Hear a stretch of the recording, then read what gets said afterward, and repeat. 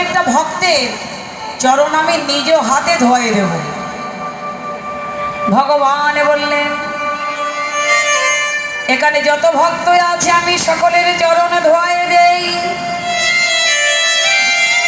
আচ্ছা মায়েরা বলুন তো, আমাদের ঘরে যদি কোনো অতিথি যায় আমরা তাকে কি ভাবি? নারায়ণ, তাই তো? অতিথি নারায়ণ, অতিথি ভগবান। কিন্তু আমাদের ঘরে যদি কোনো অতিথি আসে আমরা কি করি? তাকে চরণ ধোয়ানো যেমন তেমন কল দেখিয়ে দিই, তাই না? বাবা ওই যে কল, পাটা ধুয়ে এসো। আর যদি অতিথি একটু জল চাই কি করি? জলের বোতল ধরিয়ে দিই। এই তো আমাদের ভক্তি, তাই না? কেন?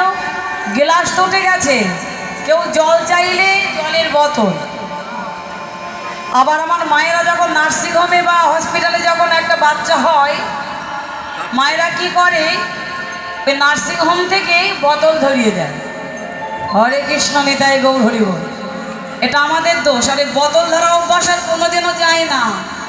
শিশুকাল থেকে এখন হওয়ার সঙ্গে সঙ্গে যদি শিশু বোতল ধরে নেয়, ও বোতল আর কোনোদিনও ছাড়তে পারবে না। একদিন দেখবে রাস্তার মধ্যে টান টান হয়ে ওই শিশু বোতল ধরে। আমরা যেমন তৈরি করেছি সন্তানকে তেমন তো হবে নাকি? আর একটু বলি, একটা ঠাকুর মন্দিরের পাশ দিয়ে বাবার ছেলে চলে যাচ্ছে। মন্দিরের পাশ ধরো, এই ঠাকুর মন্দির, ছেলে আর বাবা চলে যাচ্ছে ঠাকুর মন্দিরের পাশ দিয়ে। এখন একটুকু বাচ্চা ছেলে, 5 বছরের একটা বাচ্চা, বাবা ছেলেটার হাত ধরে নিয়ে যাচ্ছে। যেতে যেতে বলছে, এই খোকা, এটা ঠাকুর মন্দির বাবা, এখানে একটু প্রণাম কর, প্রণাম করতে হয়। আর 5 বছরের বাচ্চা কিছু বোঝে? প্রণাম করতে বোঝে? প্রণাম করছে না। এই তোকে বললাম না এটা ঠাকুর মন্দির, এখানে প্রণাম করতে হয়, প্রণাম কর। প্রণাম আর করে না। একবার থেকে দুবার, দুবার থেকে 3বার বলেছে, বাবার হয়ে গেল না। বাবা ওই 5 বছরের ছেলেটি পিঠে একটা জোর করে, ভিতর থেকে সেবাচার্য মহন্ত বেরিয়ে এসে বলছে, এটা কি করলে? এই কি তোমার শিক্ষা হলো? এই কি তোমার শিক্ষা হলো? 5 বছরের একটা বাচ্চা, সে কি বোঝে গো? সে প্রণামের কি বোঝে? তুমি যদি এই বাচ্চাকে এইভাবে না মেরে, এইভাবে শিক্ষা না দিয়ে, তুমি যদি ওকে প্রণাম করতে না বলে তুমি যদি ঠাকুর মন্দিরের দরজায় নিজের মাথাটা নোয়ায়ে দিতে, তুমি নিজে যদি প্রণাম করতে, তোমার এই 5 বছরের ছেলেটাকে বলতে হতো না প্রণাম কর। তোমার দেখা দেখি দেখতে ও ঠাকুর প্রণাম করতো। আরে মা প্রণাম করে না। ভক্ত প্রহ্লাদ, অসুর বংশে তার জন্ম হলো, কিন্তু নাম কি? ভক্ত প্রহ্লাদ। কেন? প্রহ্লাদের মায়ের নাম ছিল কয়াধু। প্রহ্লাদের মা এত ভক্তিমতী ছিল যে ভক্তিমতী মায়ের গর্ভে কিন্তু পারলেন না। অবশেষে বললেন, প্রহ্লাদ এই ফটিক স্তম্ভের মধ্যে তোমার হরি আছে? বলে, হ্যাঁ পিতা আছে। ফটিক স্তম্ভ দ্বিখণ্ডিত করে দিলেন প্রহ্লাদের পিতা হিরণ্যকশিপু। লাথি মেরে ফটিক স্তম্ভ ভেঙে ফেললেন।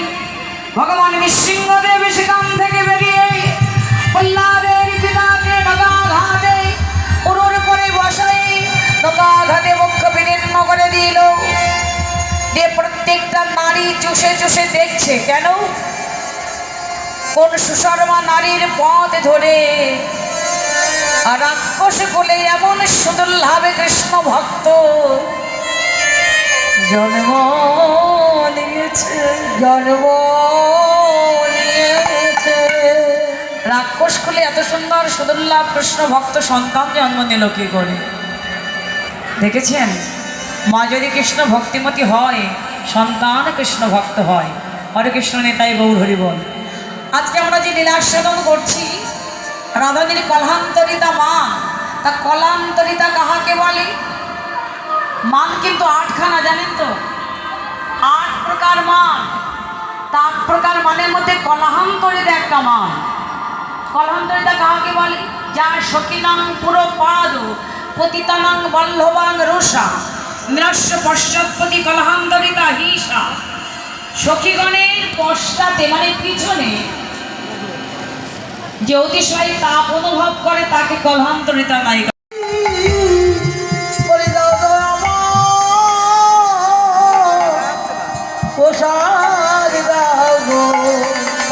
তুমি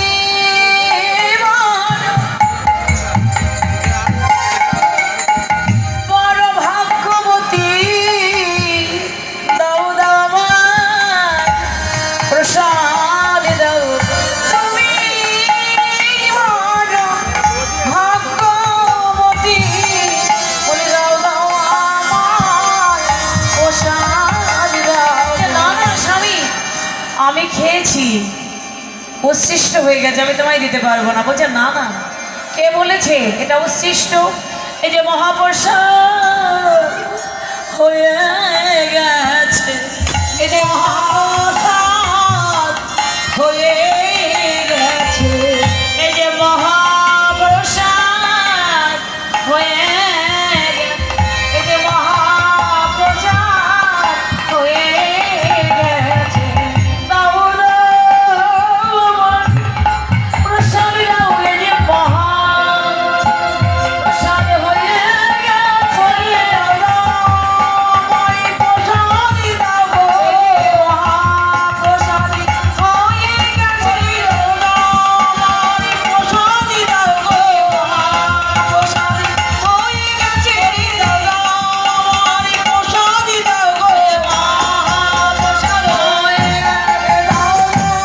প্রসাদ দাও, মহাপ্রসাদ হয়ে গেছে। দাও প্রসাদ দাও, দাও আমায় প্রসাদ দাও।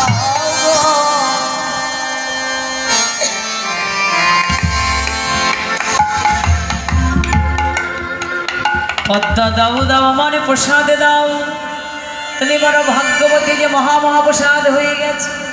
আহা, দেখেছেন ওই রাধারানী স্বয়ং আরাধ্য দেবী আমার গোবিন্দাংশ থেকে যার উদ্ভাব হয়েছে, তার চরণে কেন মাথায় নেওয়া যাবে না? সেই গীত গোবিন্দ পূর্ণ করে দিলেন ভক্ত জয়দেব ঠাকুর। আহা, তাই কৃষ্ণ গোবিন্দ রাধানী চরণে জড়ায় ধরে কেঁদে কেঁদে বলছে, রাধে গো তুমি আমায় কৃপা করো, করুণা করো, আমায় ক্ষমা করো। রাধানী বললো তোমায় ক্ষমা করবো না। তারাই দিলে, যাও লম্পট ঠক প্রতারক প্রবাঞ্চক, কুঞ্জ ছেড়ে চলে যাও। কাঁদিতে কাঁদিতে গোবিন্দ কুঞ্জ ছেড়ে চলে গেল। এবার দেখুন, গোবিন্দ যখন কুঞ্জ ছেড়ে চলে যাচ্ছে, গোবিন্দের পিছনে পিছনে রাধানীর মানটাও চলে যাচ্ছে। রাধানী ডাকলে, এই মা, এতক্ষণ গোবিন্দ ছিল আমার কুঞ্জে, তুই আমার কাছে ছিলি, গোবিন্দ চলে যাচ্ছে, তুই পিছনে পিছনে চলে যাচ্ছিস কেন? রাধারানী এই কথা যেমনই বলল, যেদিন আমার বলবার সময় আর হবে না, আর হবে না, আমার দশইন্দ্রিয় ষড়ঋতু শিথিল হবে,